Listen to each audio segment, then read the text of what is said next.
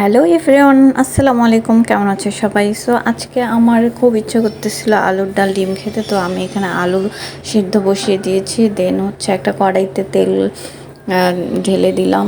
দেন তেলটা গরম হয়ে গেলে আমি হচ্ছে পেঁয়াজ কুচি দিয়ে নিলাম।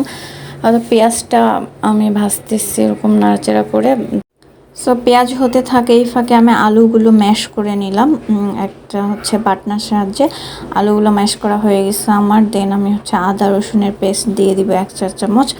আদা রসুনের পেস্ট দিয়ে হচ্ছে আমি নাড়াচাড়া করবো। তো এরপর আমি স্বাদ মতো লবণ, দেন হচ্ছে মরিচের গুঁড়া আর হলুদের গুঁড়া দিয়েছি। আমি মরিচের গুঁড়া একটু কমই দিয়েছি, কারণ হচ্ছে আমার বাচ্চারা ঝাল একটু কম খেতে পারে।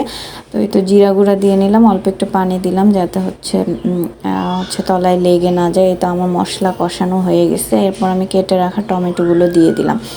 তখন টমেটোগুলো দিয়ে অল্প একটু নাড়াচাড়া করে নিলাম। তারপর টমেটো ঢাকনা দিয়ে ঢেকে দিলাম। তো এই তো টমেটোগুলো কষানো হয়ে গেছে। এরপর আমি ম্যাশ করা আলুগুলো সবগুলো ঢেলে দিলাম।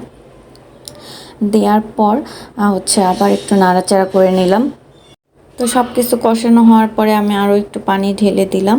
দিয়ে এখন জাল করতে থাকবো। যারা একটু ঝোল কম খেতে পছন্দ করেন তারা একটু পানি কম দিবেন। তো এই ফাঁকে হচ্ছে আমি ডিমগুলো ভেজে নিলাম। আমি সাধারণত ভাজা ডিম দিয়ে খেতে পছন্দ করি। তো চাইলে একটা সিদ্ধ ডিম দিয়েও রান্না করতে পারেন। তো এই পর্যায়ে হচ্ছে আমি ধনিয়া পাতা কুচি করে রেখেছিলাম, সেগুলো দিয়ে নিলাম। আর একটু কাঁচা মরিচ অল্প একটু দিলাম, জাস্ট হচ্ছে মরিচের ফ্লেভারটা যেন আসে। আগে বলেছি যে হচ্ছে আমি ঝাল একটু কম দিই, কারণ আমার বাচ্চারা ঝাল একটু কম খেতে পছন্দ করে।